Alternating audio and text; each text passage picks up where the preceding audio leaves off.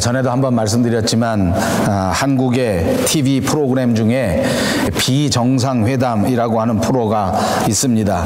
외국에서 온 젊은이들이 이 프로그램에 나와서 각 출신 국가의 상황과 문화와 형편, 정치 이런 것들을 재미있게 풀어서 이야기하는 것입니다. 저도 누가 가르쳐줘서 몇 번 이 프로그램을 보았습니다. 가끔씩 보는데 재미있다 이런 생각을 합니다. 또 재미있다는 것뿐만 아니라 사실은 이 프로그램을 보면서 우리가 느끼는 느낌이 있습니다. 지난 주간 제가 신학교에서 한 주간 강의를 하면서 그 강의 가운데서도 나온 이야기인데, 이 프로그램에 나오는 외국의 젊은이들은 한국에 온 지 4개월 또는 6개월 또는 2년 또는 4년 이렇게밖에 안 됐는데 우리 한국 사람보다 한국말을 더 잘합니다. 문화도 얼마나 많이 깨닫고 우리 사람들의 습성도 얼마나 잘 깨닫고 이야기를 하는지 그걸 보면서 너나 할 것 없이 우리 마음속에 느낌이 있습니다. 저 사람들은 한국에 온 지 2년, 4년밖에 안 됐다는데 어떻게 저렇게 한국말을 정확하게 사용하는 것일까? 우리 북미주에 이민 온 사람들은 2년, 4년, 6년, 10년 이렇게 다 됐는데도 불구하고 영어를 제대로 구사하지 못하고 미국 사람이나 캐나다 사람들과 마음껏 우리의 모든 뜻을 서로 소통하지 못하는 안타까운 현실을 비교하면서 그런 느낌을 갖게 됩니다. 왜 우리 한국 사람들은 이렇게 여기 미주 지역에 와서 오래 살았는데도 불구하고 영어를 못하는 사람들이 많고, 왜 한국에 온 제3국 사람들은 이렇게 온 지 얼마 되지 않았는데도 한국말을 잘하는가 하는 질문, 이것이 자연스럽게 등장하는 것입니다. 물론 이 질문 자체가 그렇게 정확한 것은 아닙니다. 왜냐하면 한국에 온 제3국인들이 다 이렇게 영어를 잘하는 것도 아니고, 또 북미주에 온 우리 한국 사람들이 전부 다 영어를 못하는 건 아닙니다. 이 말을 들으니까 여러분이 더 열받으실 겁니다. 다 못하는 건 사실 아닙니다. 우리만 잘 못하고 우리 아이들은 온 지 2년만 돼도, 온 지 4년만 돼도 아주 완벽하게 영어로 의사소통을 하고 또 캐나다 사람들과 더불어 의사소통을 하는 경우도 많이 있습니다. 그러니까 무조건 한국 사람들은 외국에 가서 영어를 잘 못하고 외국 사람들은 무조건 한국에 오면 영어를 잘하는 것은 아닐 것입니다. 그럼에도 불구하고 이 프로그램을 보면서 우리 모두가 느끼는 것은 우리가 좀 더 분발해야 되겠다. 우리가 좀 더 열심히 해야 되겠다. 옆에 있는 사람들과 인사합니다. 좀 더 분발해야 되겠습니다. 조금 더 열심히 해야 되겠습니다. 예, 그렇습니다. 그런데 제가 지난 주간 수업 중에 어느 분이 이런 말을 하는 것을 들었습니다. 왜 이렇게 한국 사람들이 영어를 잘 못하고 외국 사람들은 영어를 잘하는가, 한국말을 잘하는가 하는데, 그 수업에 들어왔던 학생 한 분이 설명할 때 이렇게 설명합니다. 한국말은 워낙에 어순이 과학적이고 합리적이기 때문에 외국 사람들이 와서 한국말을 배우기가 쉽다. 그런데 이 영어는 어순이 우리하고 너무 다르고 이게 정말 배우기 어렵고 이게 감당하기 어렵다. 그렇기 때문에 우리가 영어를 잘 못하는 거다. 이렇게 아주 확신에 찬 목소리로 수업 중에 이야기하는 것을 들었습니다. 남의 이야기하기 좋아하는 우리 한국 사람들이 생각할 때 저는 이 말을 듣고 그냥 그런가 보다 하고 대답을 했지만 속으로는 아주 정확하지 않은 말입니다. 어순이 좋아서 과학적이라서 잘 배우고 어순이 틀려서 못 배운다. 글쎄요, 여러분 어떻게 생각하는지 모르겠습니다.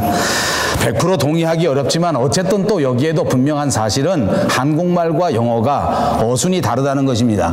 특별히 한국말의 어순은 다른 언어 체계와는 조금 다릅니다. 이래서 생겨지는 문제가 종종 있는데, 오늘 성경 본문 10절과 11절에 나오는 말은 우리 한국말과 영어 또는 이 성경이 쓰여진 원어와의 어순의 차이가 아주 극명하게 드러나는 성경 본문입니다. 본문 10절, 11절을 다시 한번 보시기 바랍니다. 나의 교훈과 행실과 의향과 믿음과 오래 참음과 사랑과 인내와 박해를 받음과 고난과 또한 안디옥과 이고니온과 루스드라에서 당한 일과 어떠한 박해를 받은 것을 내가 과연 보고 알았거니와. 이 말에 주어와 동사는 내가 과연 보고 알았다, 내가 알았다 하는 말입니다.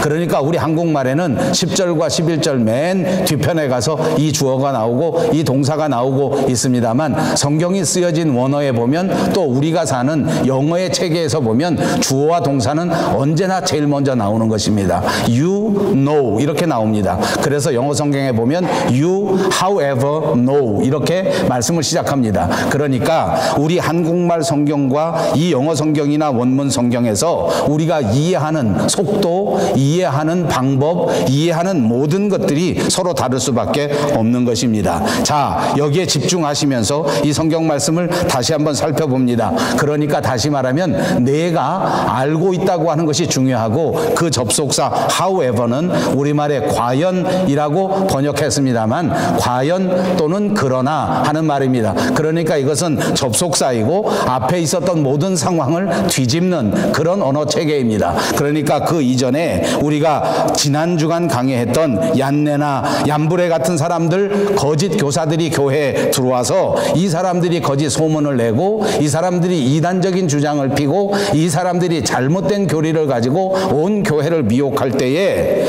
그러나 그 사람들이 그렇게 미혹했다고 할지라도 you know, 너는 분명히 알았다, 너는 분명히 알거니와 이렇게 설명하고 있는 것입니다. 디모데는 분명히 알았습니다. 이단을 주장하는 사람들이, 거짓 교리를 주장하는 사람들이 그들이 말로만 하는 것이지, 그들이 입으로만 하는 것이지 결코 정통의 교리가 아니고 정통의 교회 생활이 아니다 하는 것을 디모데는 분명히 알았다는 것입니다. 디모데는 분명히 사도 바울이 전한 정통 복음의 말씀을 붙들고 그 말씀 위에 굳게 서서 그 사도 바울의 모범을 바라보면서 사도 바울의 믿음을 따라가고 사도 바울의 삶의 모범을 따라갔다 하는 것을 강조하는 것입니다. 그렇습니다. 우리의 신앙생활에 있어서 좋은 스승을 만난다고 하는 것은 아무리 강조해도 지나치지 않을 만큼 중요한 것입니다. 누구를 통해서 하나님을 알게 되었는가 하는 것도 중요합니다. 누구에게 이 복음의 진리를 배웠는가 하는 것도 아주 중요합니다. 우리 인생에서 누구를 통하여 예수를 알게 되고 누구를 통하여 예수를 더 깊이 사귀게 됐다고 하는 것은 정말 의미 있는 부분이라고 생각합니다. 그러니까 우리 인생 삶을 통하여 좋은 스승을 만나고 좋은 교회를 만난다고 하는 것은 참 좋은 축복인 줄로 믿습니다. 분명히 좋은 선생님 밑에서 좋은 제자가 나오는 것입니다. 좋은 가정에서 좋은 사람들이 나오는 것입니다. 좋은 교회에서 좋은 믿음 생활이 나오는 것을 믿습니다. 그러므로 우리의 믿음 생활에 있어서 좋은 교회를 만나고 좋은 동료를 만나고 좋은 목회자를 만나는 것은 일생일대의 큰 축복이요, 또한 인생에서 가장 좋은 결과를 기대하고 예측할 수 있는 원인이 된다는 말입니다. 어떤 사람은 교회를 만났습니다. 너무나 안타깝게도 만난 교회가 이단을 주장하는 교회요, 사이비를 주장하는 교회라고 하면 얼마나 슬픈 일인가 그 말입니다. 교회 안에서도 그렇습니다. 동료를 만났는데, 구역에 같은 식구들을 만났는데 신실하고 진실한 사람들을 만나지 못했다고 하면 그것 때문에 마음의 상처를 받고 그것 때문에 믿음에 큰 손상을 입는 경우가 얼마나 많은가 하는 말씀입니다. 디모데는 그 일생토록 사도 바울을 스승으로 만난 행운의 사람이요 축복의 사람입니다. 지금 바울이 바로 그 이야기를 하고 있는 것입니다. 내가 나의 교훈을 다 배웠지 않았느냐. 바울의 교훈은 어떤 교훈입니까? 성경을 기초로 하는 교훈입니다. 예수 그리스도의 말씀을 곧바로 따르는 정통 교리입니다. 거짓 교리가 판을 치고 이단 교리가 횡행하는 상황 속에서 분명히 말씀 중심의 신앙을 붙잡고 흔들리지 않는 신앙 그 자체였습니다. 그러므로 신앙에 있어서는 거짓 교리에 흔들리지 않는 것이 중요합니다. 신앙에 있어서는 나쁜 생각을 갖지 않는 것이 중요합니다. 신앙생활에 있어서는 말씀을 붙들고 흔들리지 아니하며 굳게 서는 것이 가장 중요하다는 것을 믿으시기를 바랍니다. 계속해서 사도 바울이 말씀합니다. 또 너는 나의 행실을 보지 않았느냐. 이것이 사도 바울이 디모데에게 하신 말씀입니다. 너는 나의 삶을 보았다. 내가 살아가는 삶의 신처를 모두 눈으로 보지 않았는가. 나의 행실을 잘 보지 않았는가 하는 중요한 질문입니다. 그렇습니다. 사도 바울은 삶으로 디모데를 가르쳤습니다. 자기의 실천으로 디모데에게 모범을 보였습니다. 그가 가진 신앙의 가장 큰 장점은 바로 말씀대로 실천하고 말씀을 붙들고 거룩하고도 경건한 삶을 살았던 것입니다. 사랑하는 여러분 모두가 하나님께서 주신 이 말씀을 붙들고 말씀대로 구별되어 거룩하고 경건한 삶을 사시는 여러분 모두가 되시기를 주님의 이름으로 축복합니다. 사도 바울은 입으로만 가르치는 선생님은 아니었단 말입니다. 그러나 사실 우리가 믿는 그대로 삶으로 실천한다고 하는 사실 자체가 쉬운 일이 아닙니다. 참 어려운 숙제일 것입니다. 사람이 말과 행실을 동일하게 할 수 있다는 것, 이거 얼마나 중요한지 모릅니다. 그러나 우리가 명심해야 합니다. 말 다르고 행실 다르다면 우리는 다른 사람을 가르칠 수가 없고, 말 다르고 실천이 다르다고 하면 다른 사람들에게 감동을 줄 수가 없습니다. 사도 바울은 언제나 올바른 교리를 간직했고 또 그것을 따라서 그대로 실천하는 삶으로서 보여준 그야말로 완벽한 선생님 그 자체였습니다.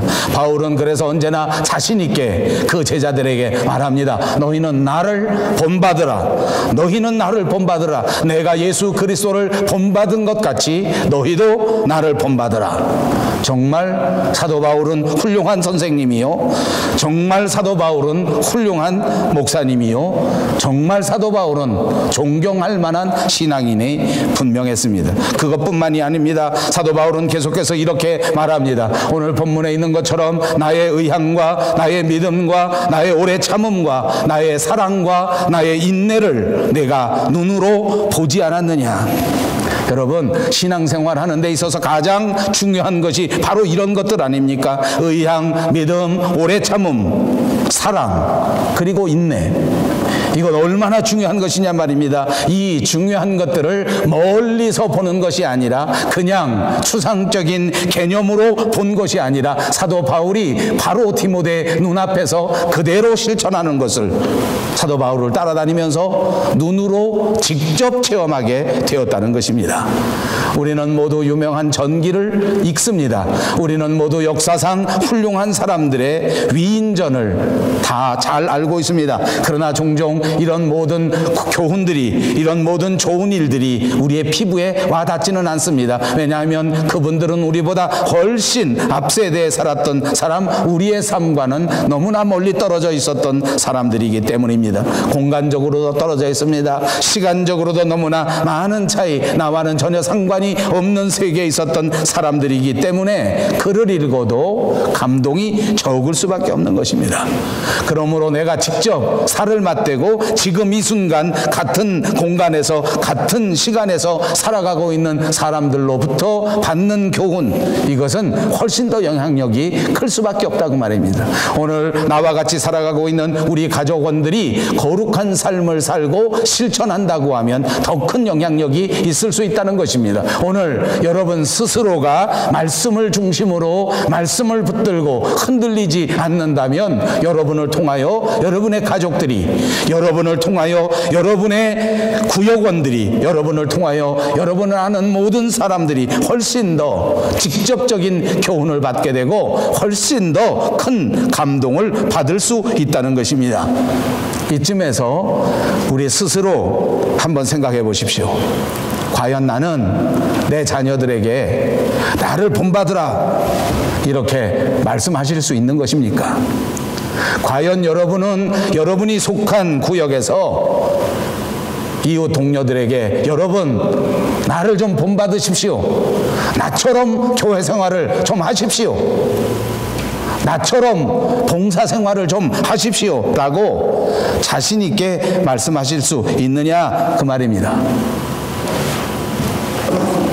자신 있게 말씀하실 수 있는 분 한번 손 들어 보십시오. 아닙니다. 농담입니다. 그런 질문을 이번 한 주간 동안 여러분 마음속에 간직하시고 스스로 한번 대답해 보시기 바랍니다. 제가 보니까 번쩍 손을 들고 저는 그렇게 할 수 있습니다 라고 자신 있게 말할 수 있는 분이 잘 없습니다. 그리고 그런 분보다 훨씬 많은 분이 이렇게 할 수 있습니다. 나를 본받으라 이 말은 못하겠고 제발 나처럼 되지 마라, 그런 걸 가르쳐 반면교사라고 합니다.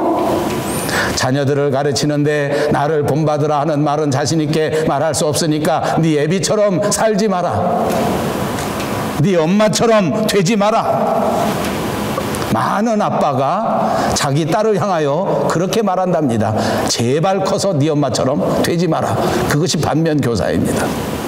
많은 엄마들이 아들에게 그렇게 말합니다. 제발 네 애비처럼 되지 마라. 아버지, 여러분, 너무 안타까운 일입니다. 이렇게 반면교사를 하면 어떤 일이 벌어지는지 압니까?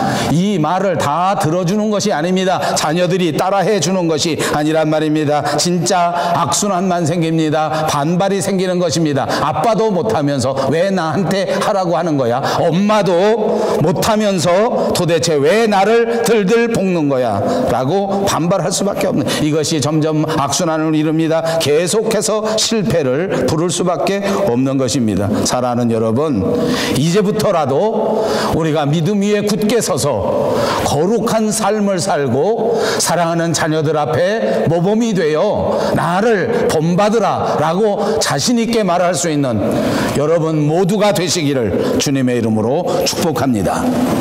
디모데는 사도 바울을 따라다닙니다. 사도 바울에게 많은 교훈을 받았습니다. 오늘 성경에 보니까 사도 바울을 따라다니면서 디모데가 보았던 것은 박해와 핍박과 고난이었습니다. 사도 바울은 복음을 전하면서 언제나 고난을 당합니다. 사도 바울은 복음을 전하며 전도 여행을 다니면서 박해를 받습니다. 셀 수 없는 박해를 받고 셀 수도 없는, 말할 수도 없는 오해를 받고 그리고 고난을 당했습니다.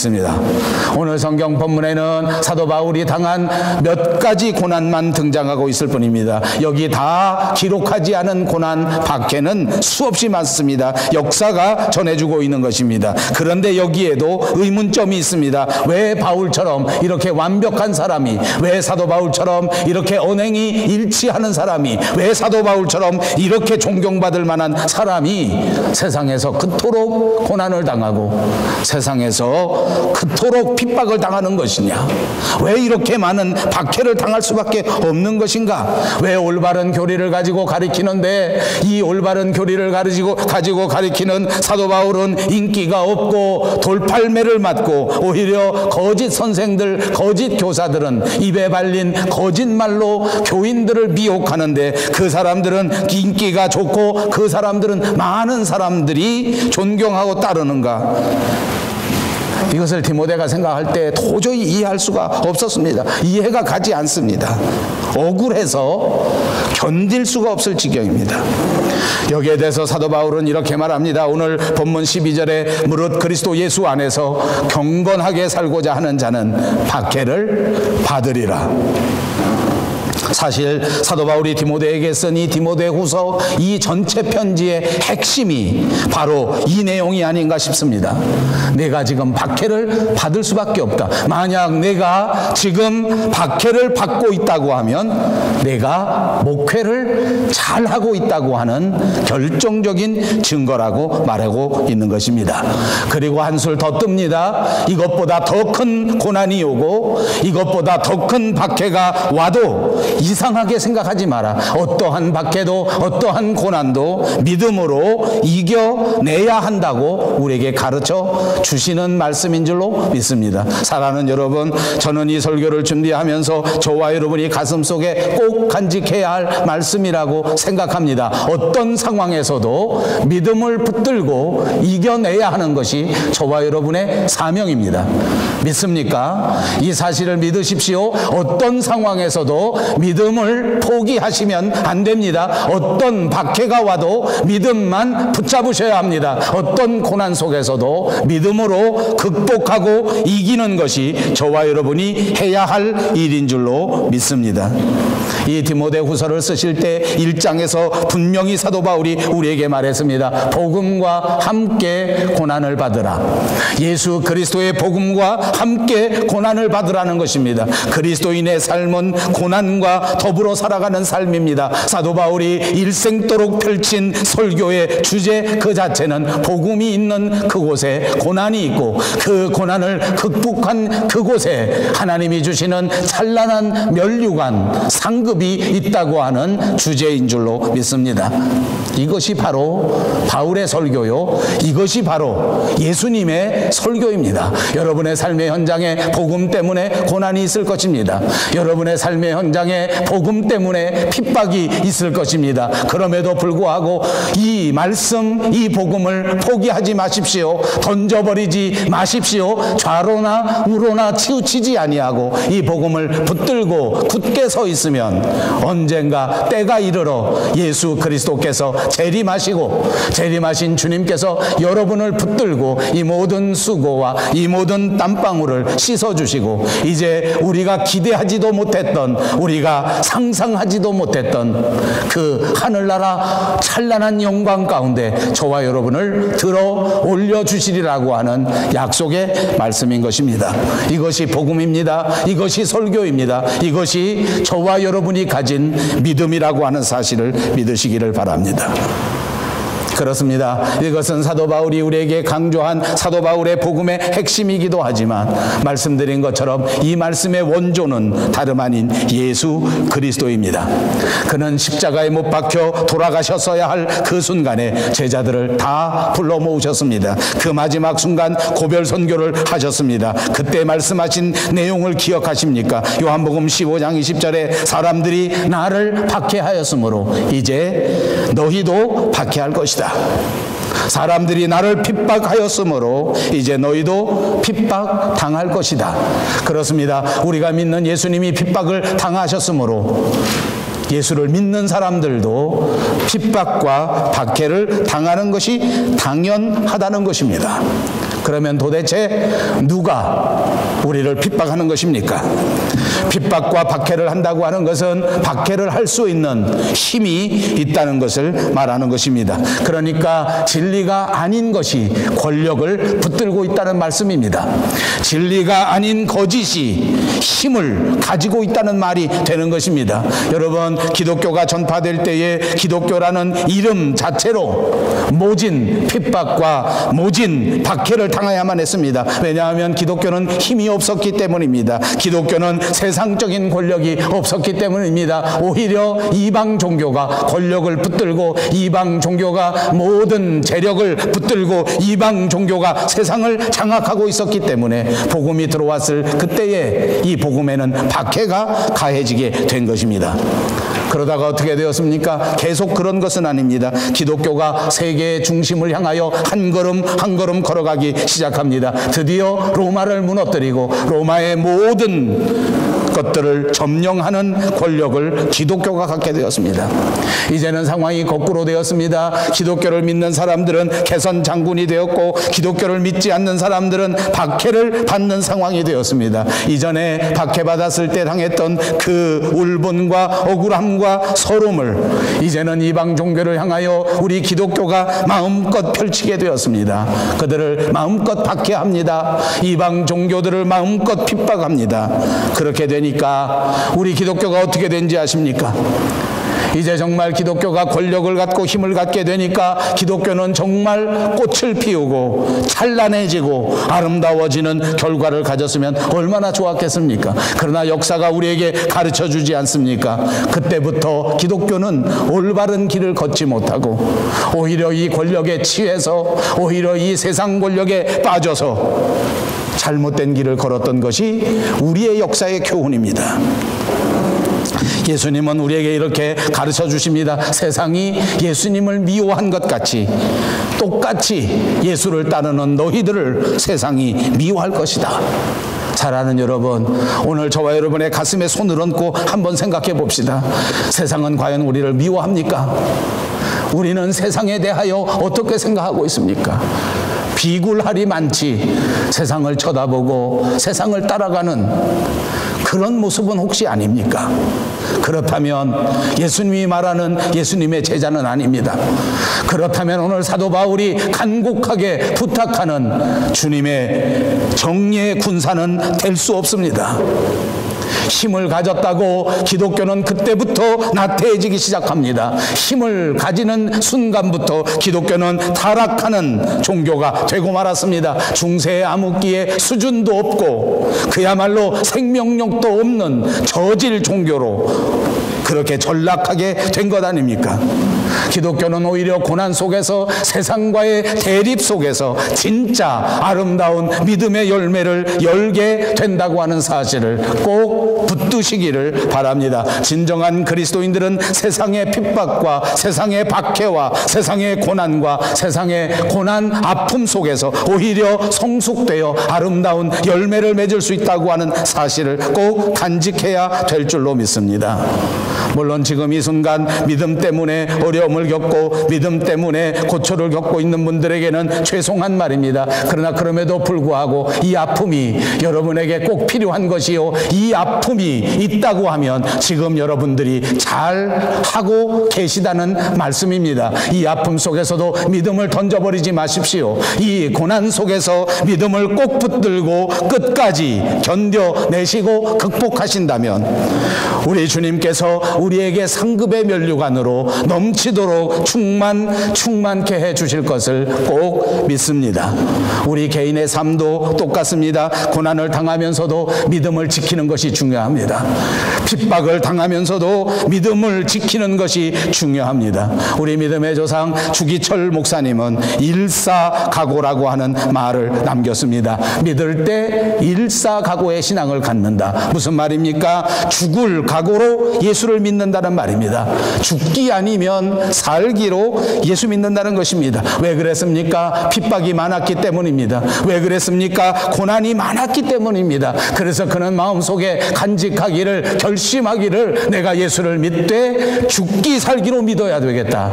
아멘. 이렇게 결심하고 죽기 살기 일사각오로 믿었기 때문에 이 주기철 목사님의 믿음은 별처럼 빛나는 믿음이 되었고 오늘 많은 그리스도인들의 가슴에 존경받는 믿음이 되었다는 것입니다. 그리고 그 믿음이야말로 오늘 이 시간도 살아서 역사하는 진정한 능력인 줄로 믿습니다.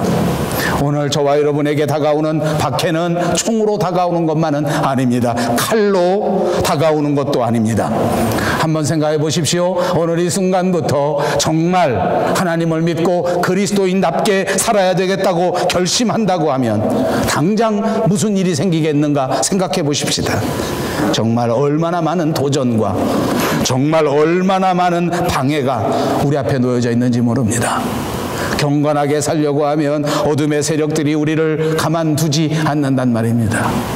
제가 우스갯소리로 자주 합니다. 예수 믿으면서 아무 일도 벌어지지 않는 사람, 예수 믿으면서 한 번도 문제를 경험해보지 못한 사람, 일생을 살면서 한 번도 아파보지 않은 사람, 농담입니다. 혹시 여러분 중에 그런 사람이 있다면 이해하시고 들으십시오. 아마도 그분들은 사탄의 가장 가까운 비선 실세일지 모릅니다.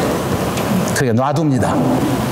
아무 문제 없이 놔둡니다. 왜? 어차피 마지막 때 그리 갈 사람들입니다.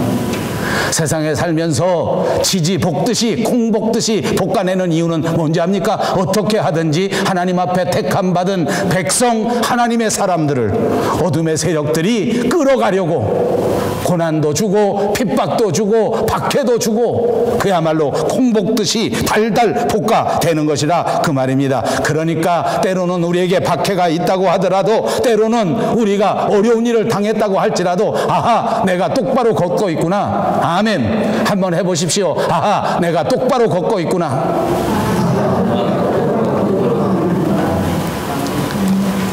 아멘. 그 말하기 부끄럽죠? 아무 일도 없으니까.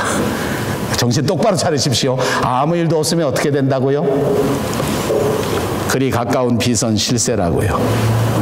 그러므로 우리는 세상에서 거룩하게 살기 위하여 날마다 어둠의 세력들과 치열한 전쟁을 치러야 합니다. 마음속에서 우러나오는 유혹과 결코 타협하면 안 된단 말입니다. 어둠의 세력들이 우는 사자와 같이 우리를 넘어뜨리려 할 때 우리는 복음을 붙들고 말씀을 붙들고 그들과 싸워야 한단 말입니다. 여러분, 싸우는 용사, 그리스도의 군사들이 꼭 되시기를 바랍니다. 싸우면서 상처가 없기를 바라는 것은 꿈입니다. 매일같이 싸우는데 손해볼 일을 한 번도 보지 않았다면 그것도 싸움이 아닙니다. 여러분, 아무리 이기는 전쟁이라 할지라도, 아무리 이기는 싸움이라고 할지라도 때로는 나를 아프게 하고, 때로는 내게 상처도 나고, 때로는 내가 희생도 당하는 것이 너무나 당연하단 말입니다. 그래서 우리가 잘하고 있을 그동안에도 정말 나 자신이 실망할 수밖에 없는 아픔이, 그리고 그 흔적이 내 삶에서 나타날 수도 있다는 말입니다. 경건하게 살면서 피해를 봅니다. 거룩하게 살기 위해서 노력하는데, 그런데도 불구하고 상처를 받을 수 있습니다. 그런데 흔들리지 마시고 굳게 붙들고 주님 앞에 승리하는 여러분들이 꼭 되시기 바랍니다.